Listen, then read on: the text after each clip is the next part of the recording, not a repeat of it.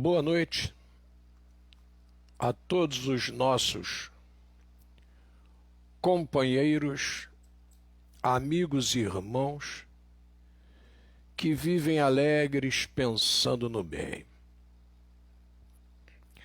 Muito bem, aqui estamos mais uma vez para bater esse papo com vocês, para nós muito importante,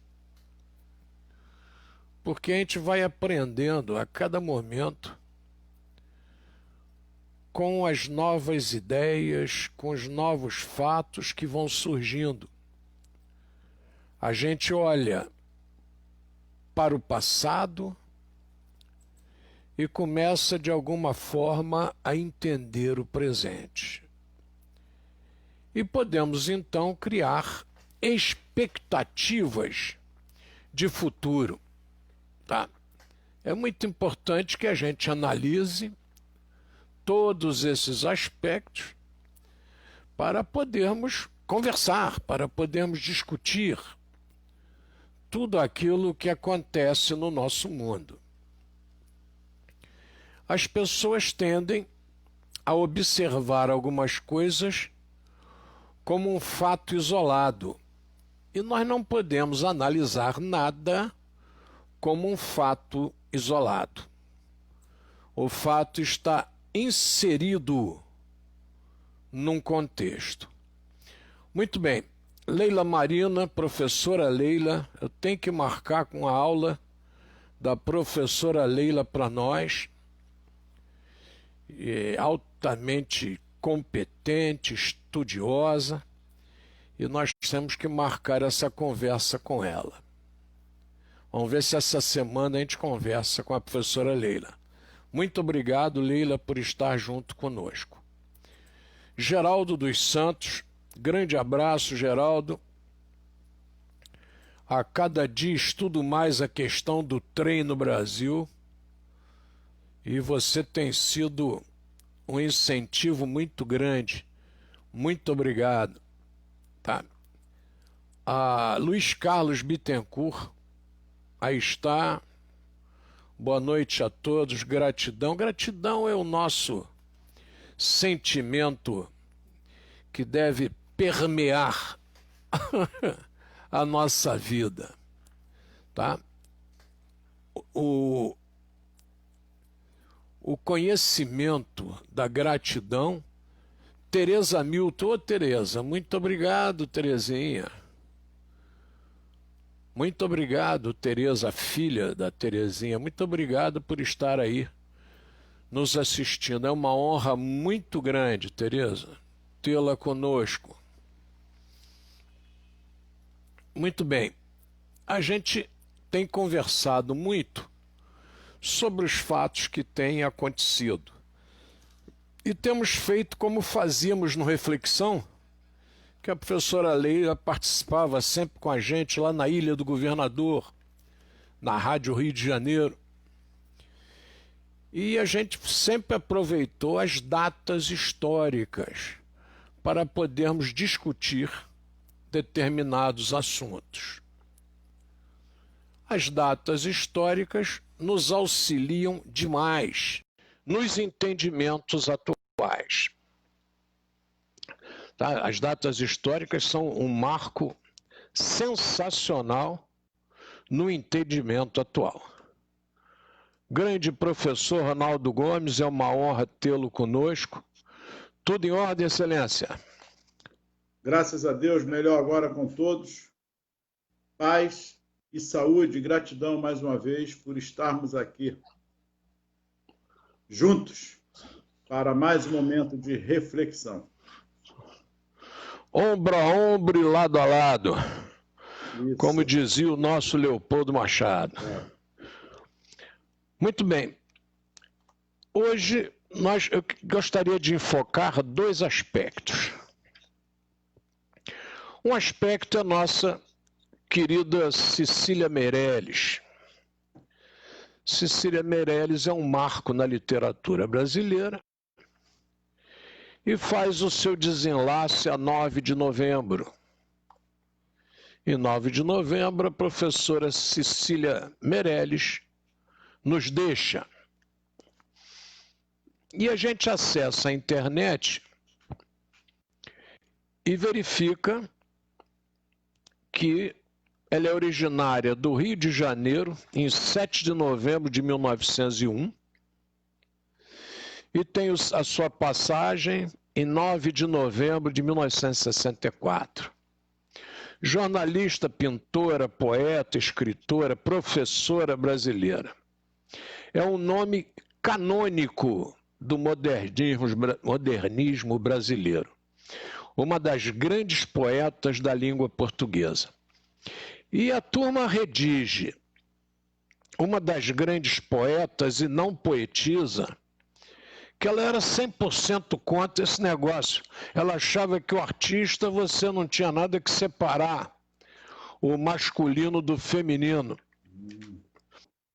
Então, por isso é que o texto coloca como poeta. Ela não gostava de poetisa. E é amplamente considerada como a melhor poeta, se não a melhor poeta do Brasil. Muito bem. Ela viajou pelas Américas na década de 40, visitou Estados Unidos, México, Argentina, Uruguai, Chile. No verão de 40, deu palestras na Universidade do Texas, em Austin. Ela descreveu 2 poemas sobre seu tempo na capital do Texas e um longo de 800 linhas, poema Socialmente Consciente, 1940. Foi publicado póstumamente esse poema. Como jornalista, suas colunas concentravam-se mais na educação, mas também em suas viagens ao exterior, no hemisfério ocidental, Portugal, outras partes da Europa, Israel e Índia. Na Índia, ela chegou a receber um doutorado honorário. É bom que a gente leia esses aspectos brasileiros, porque o brasileiro, ele adora, a gente já falou várias vezes aqui na pós-verdade, e eu continuo aqui trazendo para vocês a questão da pós-verdade.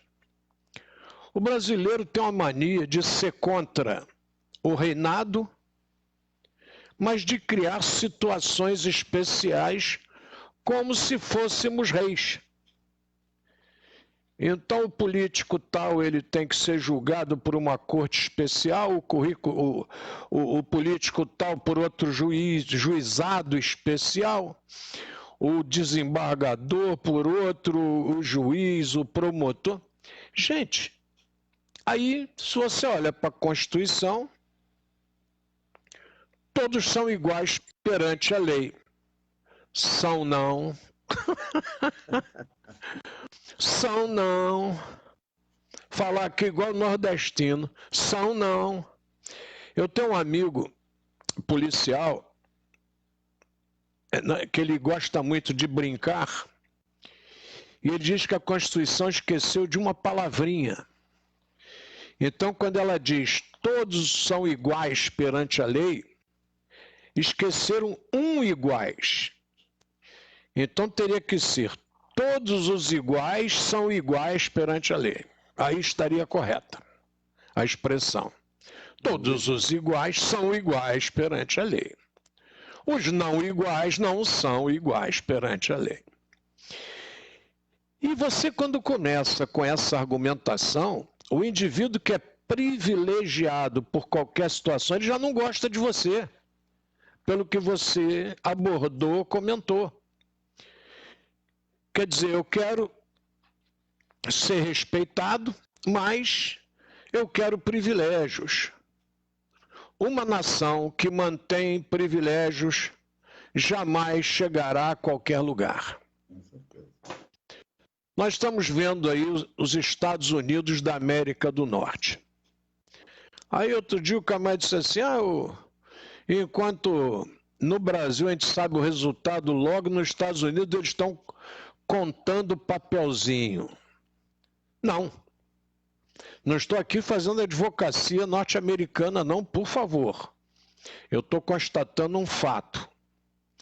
Por uma questão de economia, por uma questão de não gastar dinheiro à toa, quando você vota nos Estados Unidos, você faz uma ampla pesquisa social sobre os assuntos pertinentes àquele estado. Vocês sabem que os estados têm autonomia nos Estados Unidos. A autonomia só não permite que eles contrariem a Constituição. Mas eles podem ter toda uma legislação própria. No trânsito, no homicídio, no casamento, essa legislação pode ser própria do Estado, desde que não contrarie a lei maior, que é a Constituição. Tá? Então, o que eles fazem? Tem uma cédula, eu vi outro dia uma cédula norte-americana, nessa eleição, frente e verso, com, me parece, 35 itens. Olha que loucura o indivíduo votar. 35 itens para serem analisados. Uma folha de papel ofício frente e verso. Então, não vamos fazer comparações. Vamos entender cada realidade como uma realidade diferenciada. O Brasil possui características. O Brasil é uma nação que quem tem que dizer que a eleição foi perfeita é o judiciário, e é o judiciário que dá o resultado. Nos Estados Unidos, não. Quem dá o resultado são as agências jornalísticas. Olha que espetáculo. A agência jornalística, ela faz uma análise e verifica que não há mais como o indivíduo ultrapassar, e aí declara quem é o vencedor. E essa declaração é acatada pelas autoridades. Claro que tudo vai ser visto, os recursos vão ser analisados, a justiça vai participar, mas a justiça não faz aquela situação imediata de cabresto de conduzir tudo. Os estados têm autonomia para tal. Então, após o resultado das agências jornalísticas, você acata. Isso é maravilhoso, gente. A sociedade tem que viver pela própria sociedade. A sociedade não tem que viver pelos que representam o poder. Se é para ser pelos que representam o poder, você não tem uma sociedade.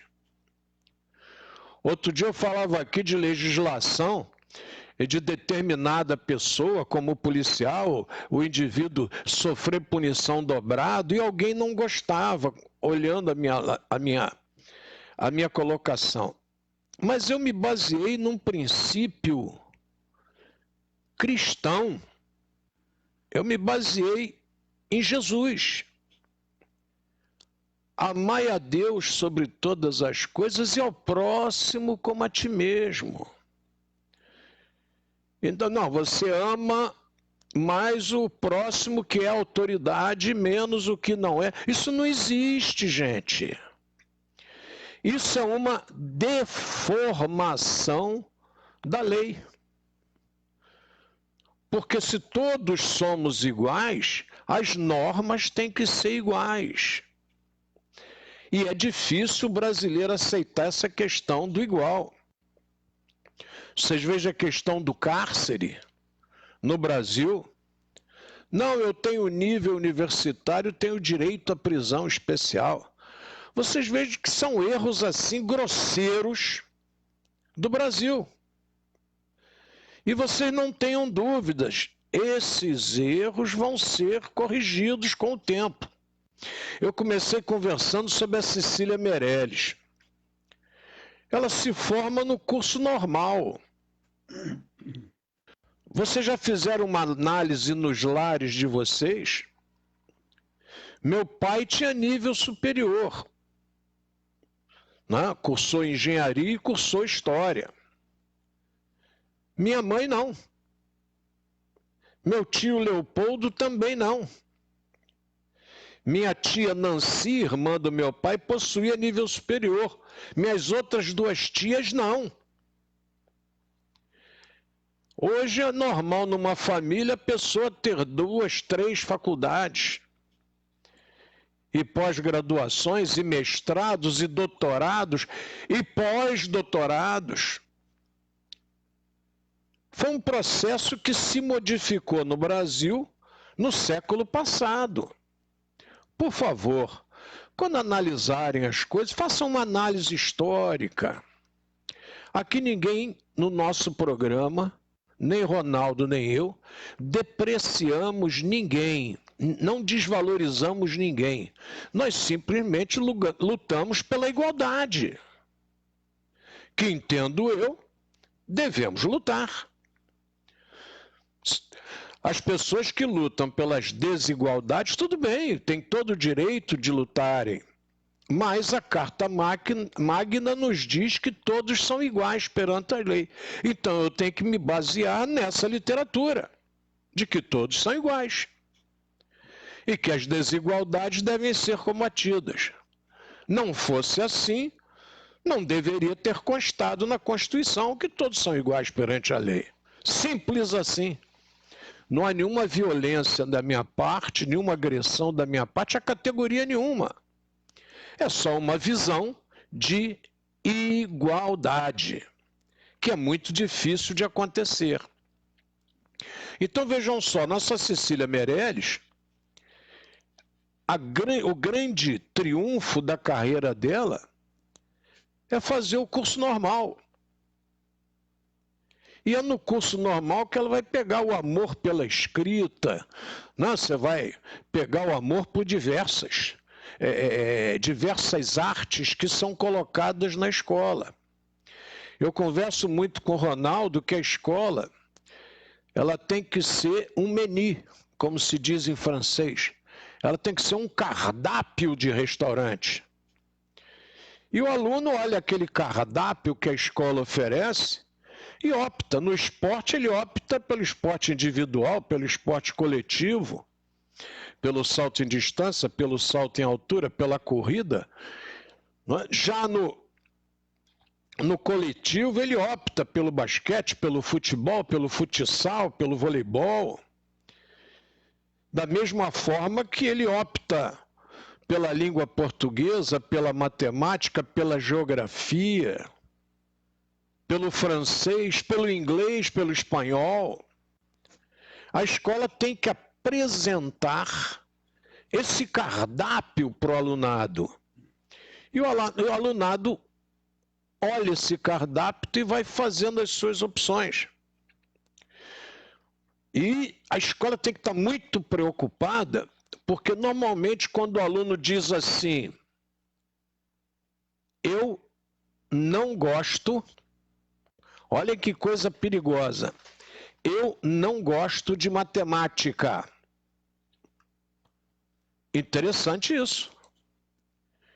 Eu não gosto de matemática. Ué, mas você não gosta de matemática por quê? Porque não gosta da matéria? Normalmente não. Interessante isso. Normalmente não. Você não gosta da matemática porque você não a está entendendo. É o mais comum. A criança não entende matemática, então qual é a primeira opção? A rejeição. Eu não gosto. Só que isso não representa uma verdade. Bom, a minha live está com chuvisco, a do Ronaldo.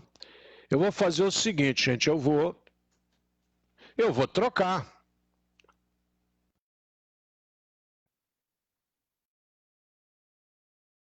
Mudar um pouco a questão da transmissão. Vamos lá, estou de olho aqui. Vamos ver se alguma coisa melhorou ou piorou. Fiz a troca. Aqui para mim está ótima. E não sei se modificou alguma coisa. Eu saí da NET e fui para Claro no telefone. Se apresentar alguma outra coisa, a gente sai da Claro e vai para TIM. Tá, okay? Olha, alguém me disse que estava ok a transmissão, que não precisava mexer. Né? Às vezes o problema é local, né, Ronaldo? É isso aí. Mas isso aqui é democracia. Falou, a gente escuta. Para mim, sem essa de sermos donos da verdade. Muito bem. Sarinha Freitas diz que está ok a transmissão. Obrigado, Sarinha. Sarinha, hoje eu tive uma triste notícia de que o nosso advogado político, Francisco Amaral, teria nos deixado. E se você puder confirmar, agradecia muito. É um ex-aluno do Colégio Leopoldo, foi ex-governador do nosso estado, tem uma história grande para contar, tá? Tá aí também o nosso jornalista Reginaldo Barbosa, um grande abraço, Reginaldo. Vamos ver aquela ida lá em Porto Real, hein? Vamos ver se o Ronaldo vai com a gente lá, fazer umas matérias lá em Porto Real. Eu adoro fazer história, fazendo trabalho de campo. Aí vamos ver, quem quer ir com a gente, manda mensagem, vamos ver se o carro der, vamos. Porque quem cuida lá do esquema é o Reginaldo. O Reginaldo é que manda lá em Porto Real. Ele é que é o cara. E Ari de Araújo, um grande abraço, ele que falou da questão do chuvisco. Muito bem, vamos continuando. A nossa Cecília Meirelles, portanto, ela conclui o curso normal. E é o curso normal que vai dar essa vivência para ela. Nós perdemos aqui no colégio há pouco tempo a professora Nelita Araújo. E nós tínhamos uma turma aqui pequenininha.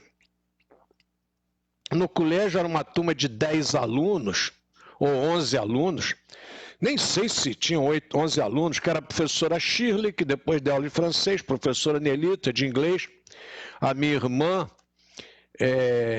Maria de Nazaré, e o Nilson, que é procurador da Câmara Municipal de Nova Iguaçu, o João Luiz. Então nós tivemos aqui uma turma pequenininha, eu não lembro o número exato de alunos, mas eles estudavam aqui ao lado de onde eu estou. E era uma turma que não era mole, não. E quem dava aula de leitura para eles era a professora Cecília Ledo de Barros. Excelente professora de literatura, excelente no sentido de conhecimento. E o curso era o clássico. E o curso clássico, obviamente, dava uma cultura muito grande, Ronaldo. Então, o indivíduo que fazia o curso clássico, ele recebia um cabedal de cultura diferenciado. Só para lembrar vocês que o Brasil já teve alta qualidade nos estudos. E outro dia, conversando aqui com os amigos, eles vieram lá de Caxias, o Kiko, o Jesuíno, o pessoal lá de Caxias, e eu comentava com ele e desafiava que eles me mostrassem que escola no mundo, que nação no mundo é formada por escolas militares e vai para o apogeu educacional. Eu pedi a eles, inclusive, que fizessem essa pesquisa. Porque eu sei que tu vai para a televisão, gente, eu fico assustado. Nós vamos voltar com a questão dos CIEPs de Leonel Brizola. A criança vai ficar o dia todo na escola, café da manhã, almoço, lanche, janta, e depois toma banho e vai para casa. Lindo! Lindo! No sentido de hotelaria. Isso é hotelaria, isso não é educação. Isso é hotelaria. Agora, nesse dia todo que a criança vai ficar na escola, desde a chegada, depois do café da manhã, depois, antes do almoço, depois do almoço, à tarde, qual será a programação que essa criança receberá? Aí sim, aí eu vou discutir educação. Esse é o parâmetro que nós temos que entender. A professora Cecília Meirelles discutia muito isso. Qual é o parâmetro educacional que eu vou colocar? O Brizola ousou, com Darcy Ribeiro, criar a figura histórica no Brasil e dos CIEPs dos animadores culturais. Vou repetir. Essa ideia foi de Darcy Ribeiro com Leonel Brizola. O que é o animador? Ah, mas ele não tem curso de pedagogia, ele não tem complementação pedagógica. Nós estamos falando de animação cultural. Essa questão da complementação pedagógica é outra discussão séria, que nós brasileiros temos que discutir. Quer dizer que um médico não pode dar aula de programa de saúde. Um contador não pode dar aula de contabilidade porque não aprendeu pedagogia. Um advogado não pode dar aula de direito, um juiz não pode dar aula de direito. Então a gente entra numa área, não é, que o José Simão ali da Band iria dizer: nós somos a nação da piada pronta. O advogado não pode dar aula de legislação, o contador não pode dar aula de contabilidade. Fica uma situação complicada, Ronaldo. A complementação pedagógica não pode provocar o impedimento da qualidade educacional. De jeito nenhum. Se o indivíduo está passando mal a questão de noções de contabilidade, a escola demite, cobra dele uma pedagogia específica. A escola, muito embora esteja praticamente banido, ainda possui a figura do orientador educacional, que inclusive eu me orgulho de ser diplomado com orientação educacional. É complicado, gente. Nós temos alguns embargos, até certo ponto, só explicados pela necessidade de ganhar dinheiro, porque não tem outra explicação. Nós não podemos proibir o profissional de dar aulas. O conhecimento tem que transitar livre. Vou repetir para vocês. O conhecimento ele tem que transitar livremente a quem queira aprender. O indivíduo, para dar aula de teatro, ele precisa ter um curso de teatro, ele precisa ter se diplomado em nível superior. Complicado vocês partirem para esse tipo de aprendizado. O indivíduo faz um curso no Conservatório Nacional e ele precisa da licenciatura do conservatório para poder dar aulas. São discussões assim no Brasil que nós temos que começar a derrubar, porque isso aí é muito novo no Brasil. Se eu mostrar a vocês as atas do Colégio Leopoldo dos anos 30 e 40, o professor era investido na função. O colégio investia. E o supervisor, né, a fiscalização federal, abonava a indicação. Então nós tivemos vários médicos na escola, vários contadores dando aula e tudo, sem a necessidade da formação pedagógica. É importante? Mas não pode ser um impedimento do progresso. A falta de um canudo para um juiz não pode impedi-lo de dar aula. Isso é um absurdo. A falta de um canudo. Ah, mas o senhor não fez complementação pedagógica. O senhor não fez docência superior. O senhor não fez mestrado. Aí você perde, o cara já está lá trabalhando, pois, mas então não vou tirar isso não, que vai me dar muito trabalho. Não é, Ronaldo? É complicado. E o professor que faz, ele faz para poder ganhar mais, o que vive da profissão de professor. Essas discussões nós temos que fazer. E esse horário aqui do Reflexões eu acho ótimo para que nós façamos essas discussões. E a nossa Cecília Meirelles tem uma caneta linda para discutir esses assuntos. Nossa Cecília Benevides de Carvalho Meirelles. Então, fizemos essa primeira parte, essa introdução, saudando a insigne escritora, poeta, como ela gostava de ser chamada, e não poetisa. A bronca é dela, eu estou respeitando.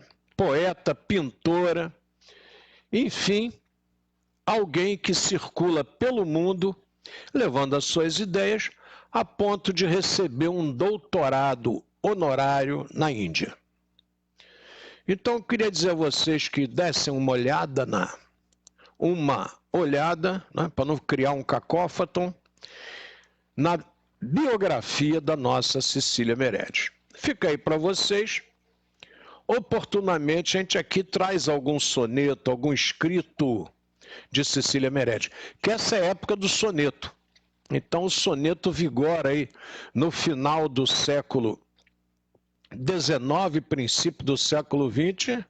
O soneto com as variações das rimas, etc., é a demonstração de que a pessoa possui um conhecimento técnico profundo e domina o idioma, tá? Isso é bom que nós não nos esqueçamos. Muito bem, feita essa estreia aqui do bate-papo sobre a nossa Cecília Meirelles, eu queria observar um outro fato histórico importante do dia 9. Primeiro que é no dia 9 de novembro também, que Napoleão instala o seu governo na França. Faz um golpe, também repleto de fake news. Não pensem vocês que notícia falsa é um privilégio do momento brasileiro, não. Você tem fake news na morte do Getúlio, você tem fake news na proclamação da República, você tem fake news na queda do Marechal Deodoro e na assunção e na subida ao governo de Floriano Peixoto, fake news no governo Donald Trump nos Estados Unidos. Fake news é um meio que o indivíduo de mau caráter lança para se colocar no governo. Isso é muito triste. E cabe os ditos de bom caráter que chequem as informações antes de comentá-las. Então, cabe a todo cidadão prestar atenção na notícia e verificar se ela tem lógica. Em cima de notícia falsa, Napoleão assume. E acaba com o diretório, que também era um tipo de governo que tem os seus defeitos. Os girondinos, que é a turma do Dindinho, é o burguesão bem situado, assume o poder, brecam as conquistas dos jacobinos, e a França entra num outro momento trágico. É o regime do consulado. A França vai sofrer bastante com Napoleão. Napoleão vai ser o cara que vai querer dominar o mundo, está todo mundo errado e eu estou certo. E é o golpe de 18 Brumário, que é o mês das brumas, porque a França acha, quer dizer, a França não, os revoltosos acham que podem mudar inclusive o calendário histórico. Eles mudam tudo. Mudam o nome dos meses, mudam tudo. Como se isso fosse permanecer. E é claro, dura, mas não permanece. Volta tudo à normalidade anterior, felizmente. Mas o que acontece também no dia 9 de novembro, e é o assunto, Ronaldo, principal para nós podermos encerrar e discutir. Segunda Guerra Mundial. No dia 9 de novembro de 1989, a queda do Muro de Berlim. Olhem só, eu falei de vários aspectos, mas eu aqui estou falando de um momento único na história da Alemanha e que simbolicamente é da história do mundo. Os russos chegam em Berlim antes dos aliados e ocupam Berlim. Berlim passa a ser dividida entre Berlim dos aliados e Berlim dos russos. Metade dos russos e a metade dos aliados. Só que Berlim não está no lado oriental, Berlim está do lado ocidental. Eu não sei se eu vou me fazer entender, mas é bom que vocês pesquisem, porque é interessante essa observação histórica. Berlim está do lado oriental, ocidental. Então e vou contar uma passagem de brasileiros, em especial iguaçuanos, que aconteceu lá em época de Copa do Mundo. Vou contar que é muito interessante para ver como os brasileiros se comportam. Berlim está do lado ocidental. Então, obviamente, se você tem uma cidade que pertence a Berlim Oriental e está do lado ocidental, essa cidade é cercada. Ela é toda cercada e policiada. Então você entra para ir a Berlim, entra na estrada principal para ir a Berlim, a estrada toda cercada, dobra à direita, a estrada toda cercada, e você chega em Berlim Oriental. Cercada, não com muro, nada disso, não. Cercada ideologicamente por policiamento. E você era advertido, você tem que ir direto a Berlim. Você não pode pegar qualquer via intermediária. Como é que é essa ordem para brasileiro? Para brasileiro, como é que funciona essa ordem? Né? O brasileiro vai respeitar essa ordem, não vai? Perfeitamente. Ou não? Brasileiro, e aí, Ronaldo, vai respeitar, não vai? Vai. Não pode, então eu não vou, não é? Ele vai respeitar nitidamente a ordem. Lê do engano. É óbvio que ele vai desrespeitar, não é? E aí um grupo de iguaçuanos aqui resolveu visitar Berlim Oriental e entre a fronteira dentro da Alemanha Ocidental e a ida para Berlim Oriental, na estrada que vai direto a Berlim, eles saíram. Negócio bonitinho ali, vamos lá. Batata. Veio exército, polícia, veio tudo em cima dos brasileiros, rapaz. Alguns estão vivos aí ainda. E a turma foi detida e uma complicação danada para tentar explicar por que não respeitaram a norma. Que é um problema que eles não têm. O alemão é altamente respeitador das normas. É a cultura deles que faz isso. E aí a turma saiu do caminho, entrou, e ali é bonitinho, vamos lá, não, aqui não tem problema e tal. E aí a turma entrou em cana, literalmente, confusão danada, envolvendo até consulado para poder desfazer o mal-entendido. E a Alemanha viveu assim, rapaz, se não me falha a memória, por 41 anos, não é isso? 89, por 41 anos, a Alemanha convive com esse muro.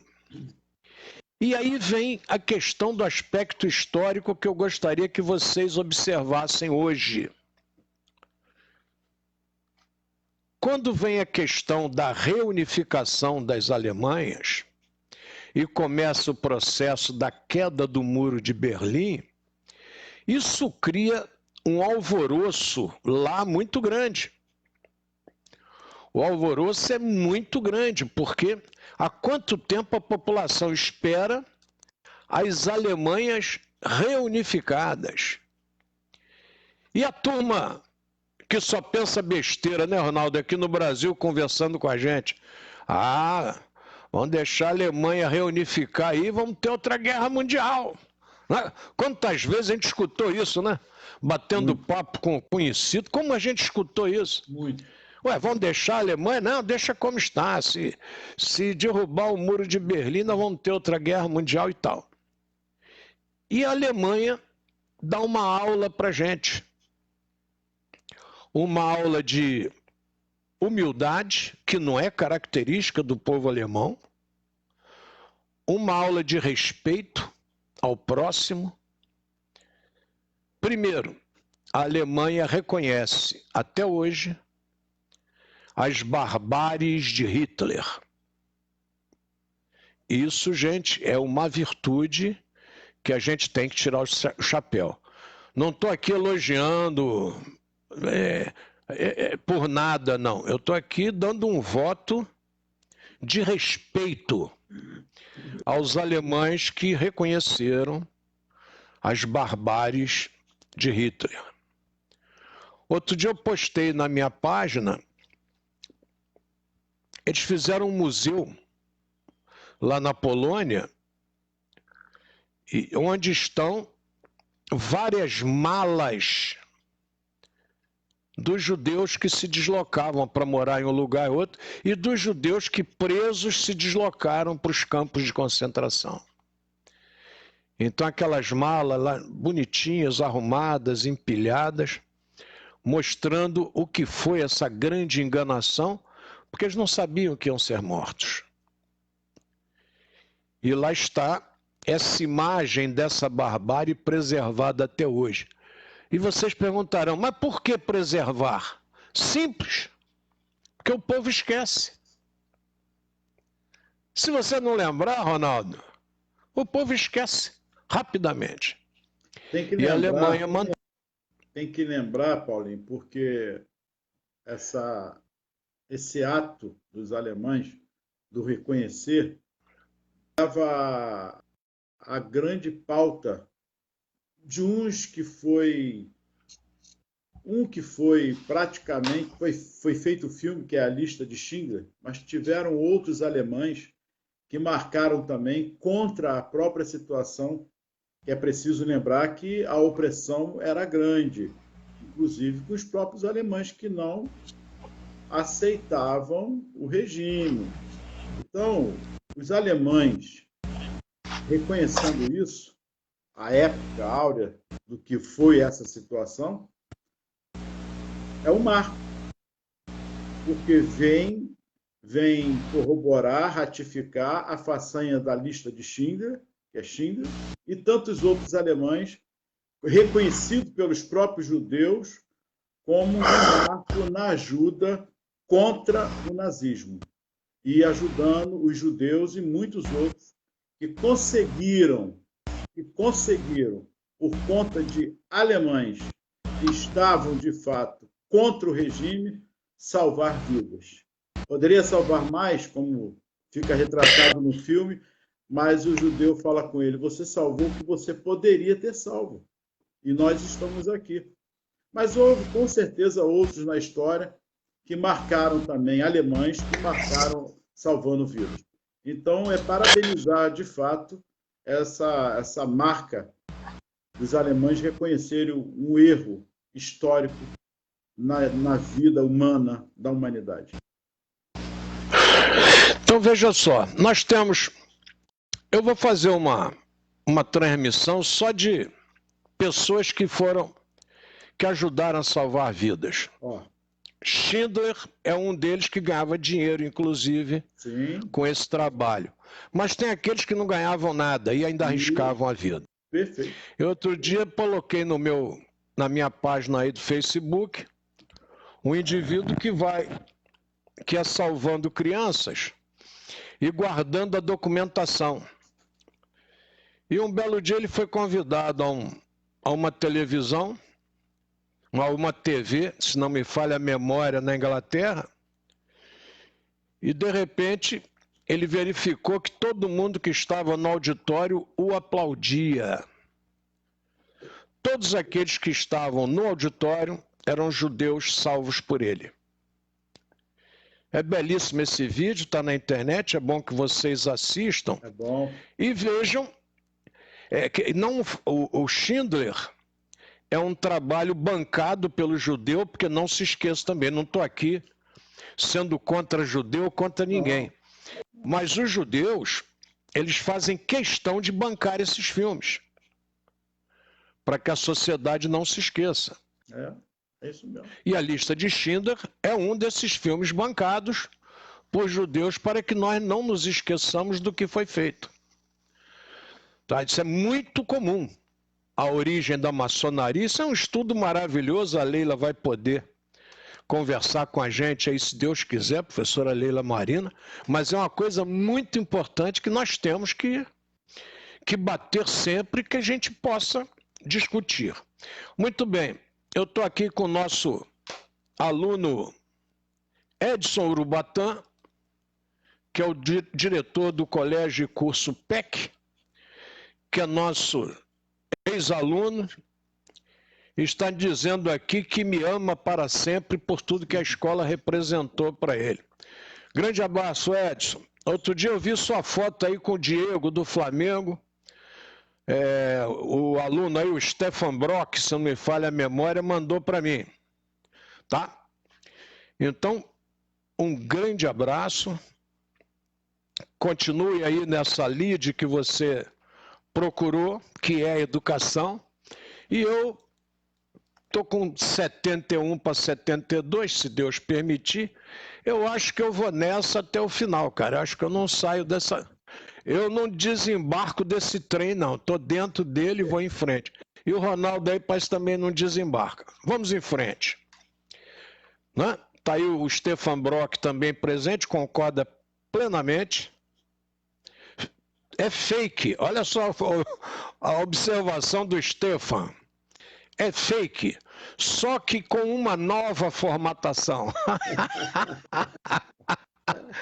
Grande Stefan Brock, um abraço, Stefan.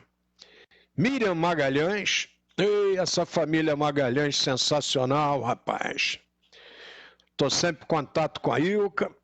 Nós tivemos, o colégio abriu a escola para a prova do CEDERJ aí domingo, mostrando sempre a função social do Colégio Leopoldo. Abrimos aí no domingo.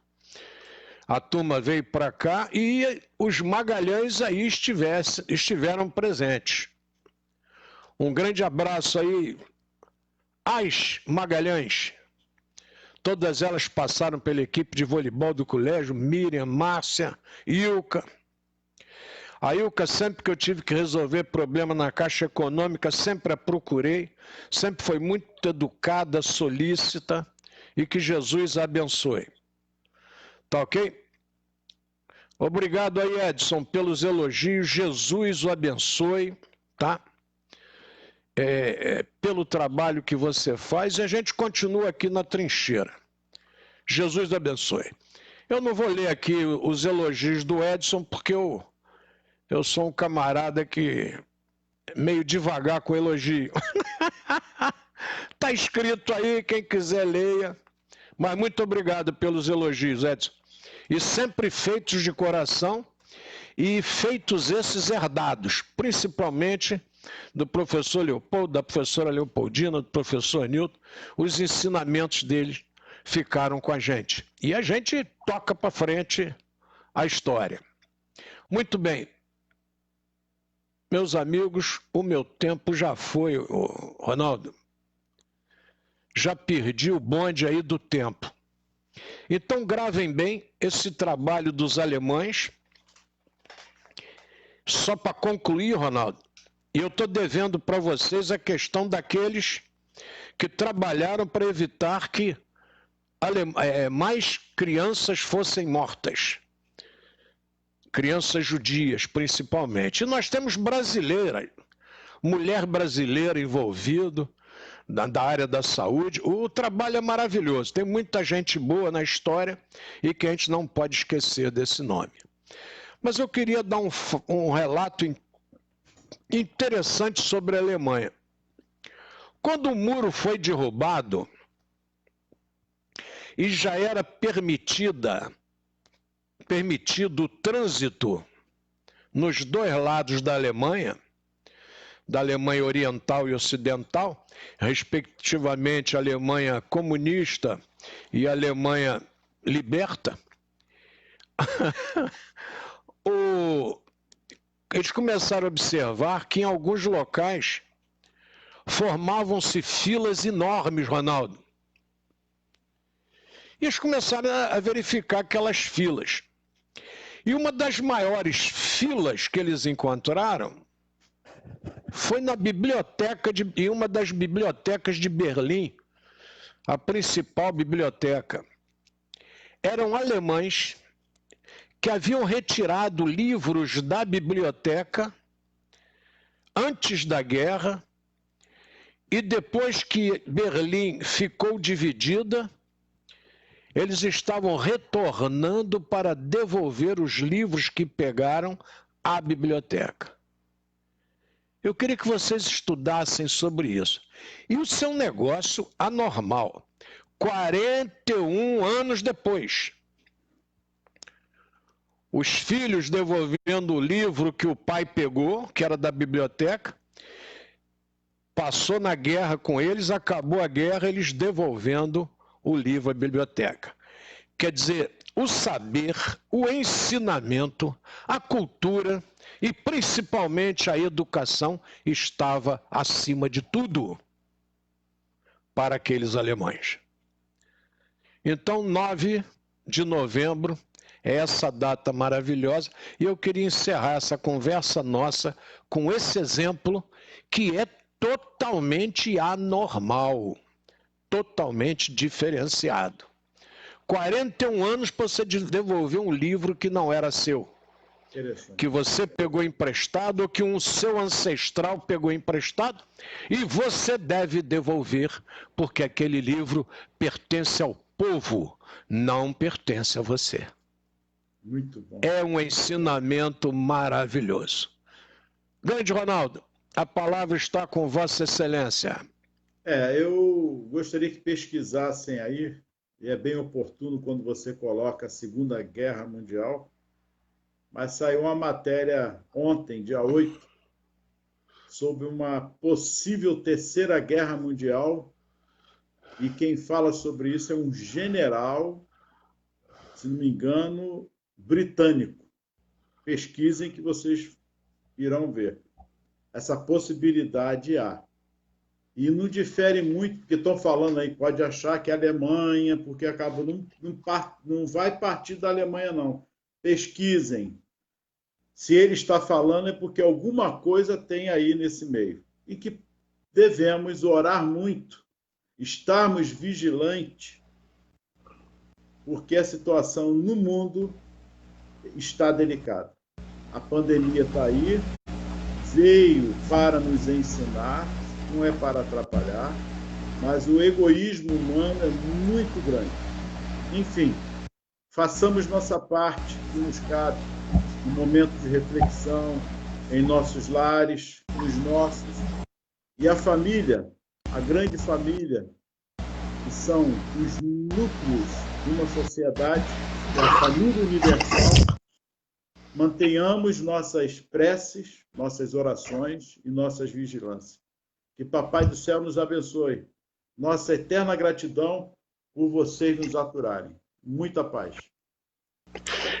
Para que vocês saibam que entre eu e Ronaldo não tem nada combinado, eu gostaria de me lembrar de uma discussão do nosso Boechat que morreu naquele incidente de helicóptero. E tem um canal aí no YouTube que só fala dos acidentes e demonstra claramente que aquele acidente do Boechat estava previsto pela falta de manutenção do helicóptero, que não estava habilitado para fazer frete, não estava habilitado por um monte de outros aspectos. Então, há um canal no YouTube, se vocês procurarem, pode ver as causas da queda do helicóptero. Manutenção não feita do rotor e de rolamento. Eu assisto essas coisas que eu gosto muito de ver esse lado técnico. Segundo, o Boechat teve uma vez aí que não sei o que houve entre ele e o bispo Malafaia. Não sei quem está certo, não sei quem está errado, não sou juiz, não sou julgador. Em cada cabeça uma sentença. E aí o Boechat, em determinado programa, ele diz assim: pastor, o senhor me perdoe, mas eu não vou lhe dar palanque no meu programa. Como quem diz, eu não vou aumentar essa discussão, porque senão eu estou dando palanque. E essa mesma expressão eu vou usar com o Ronaldo. Eu nem vou ler o general, porque eu não vou dar palanque para o general. Muito embora meu palanque seja pequenininho, ínfimo, eu acho que essas observações, o indivíduo às vezes não conseguiu o seu apogeu no generalato, de repente ele não conseguiu ser ícone. Então ele lança alguma coisa para que as pessoas comentem o seu nome e o seu conhecimento. Tá? Então me permito não entrar nesse mérito, porque a briga pelo dinheiro vai continuar existindo sempre. Não há como se separar o poder do dinheiro. E a briga é sempre pelo poder. Há uma máxima do Ministério Público, da Polícia Federal, das polícias estaduais no processo investigativo, de que acompanhe o dinheiro, procure o dinheiro, que você vai encontrar o ilícito. Acompanhe onde está o dinheiro, o caminho do dinheiro. Então, são os caminhos do poder, através do dinheiro, que lamentavelmente tem tido um olho, né, anormal. E eu, como sou muito rude, Ronaldo, eu sou muito burro, eu digo sempre que eu sou muito burro. Eu, quando vejo casos no Brasil, o cara tem 50 milhões guardados em malas. O que você pretende com 50 milhões guardados em malas? Eu sou burro demais, eu não entendo o porquê. E aí, de repente, me dá saudade do Brasil com inflação. Porque volta e meia trocava moeda. Aí o cara... Aí o cara que acumulou esse dinheiro pedia. Porque como é que ele ia chegar no Banco Central para trocar? São os prós e os contras. Real, moeda estável. Facilita de alguma forma o sujeito guardar dinheiro ilícito. No regime que você trocava aí de patrono de moeda volta e meia, de 10 em 10 anos, 5 em 5 anos, 20 em 20 anos, não se conseguia fazer isso, que a moeda perdia o valor. E muito. Tá? Então, observem que para toda observação, vocês têm, no mínimo, 2 lados para serem observados. No mínimo. Não existe verdade absoluta. Mas o que é a verdade? Está lá o nosso Sócrates, está lá o nosso mestre Jesus. Assim tu dizes, quer dizer, é você que está dizendo. Não sei se o que você está dizendo é verdade. Então a verdade caminha nessa beirada aí, perigosa, equilibrada, e que nos conduz ao amanhã. E só a nossa mente é que tem o direito e o poder de julgar. Isso aqui eu concordo, isso aqui eu não concordo, eu vou por aqui, não, eu vou por ali. E aí cada um caminha com a sua cabeça, com o seu entendimento. Tá? É por isso que a gente faz esse nosso bate-papo com essa liberdade, Ronaldo e eu, de nós abordarmos e emitirmos os nossos conceitos. Assim deve viver uma sociedade livre, justa e igualitária. Liberté, égalité, fraternité. Máximas da Revolução Francesa que a gente citava aqui e que o Napoleão caça no 18 Brumário. Caça de forma perfeita. Acabou. Daqui para frente é o que eu desejo. Meus irmãos, Jesus os abençoe, ilumine e guarde. Obrigado a todos que nos ouvem. A honra que vocês me dão. E Ronaldo e eu estamos aqui, gente, só para poder trocar essa ideia e transformar esse horário em algo útil para todos. Trocando aprendizados do Ronaldo com aprendizados meus, com aprendizados de vocês que têm aí a sua crítica para fazer, tá? E a gente vai caminhando em frente. Obrigado aí ao Kiko, candidato a vereador lá em Caxias. Sucesso, Kiko Estrada, tá? Tá aí como candidato em Caxias. Orlando Távora de Moraes, que fez o curso da Escola Superior de Guerra junto comigo, tá? Ei, beleza, quanta gente boa. Zeca da Horta, grande Zeca, que honra tê-lo aqui conosco, meu irmão. Jesus abençoe. Rosane Ribeiro, grande abraço, Rosane. Jorge Alexandre, meu colega aí de mesma corporação CPOR, grande abraço. Iaride Araújo, Álvaro Henrique, grande abraço. Nossa Senhora. Mônica Vince Dória, obrigado, Mônica. Grande Reginaldo, já falei sobre você. Sarinha Freitas, que Jesus os abençoe, ilumine e guarde. Oração sempre.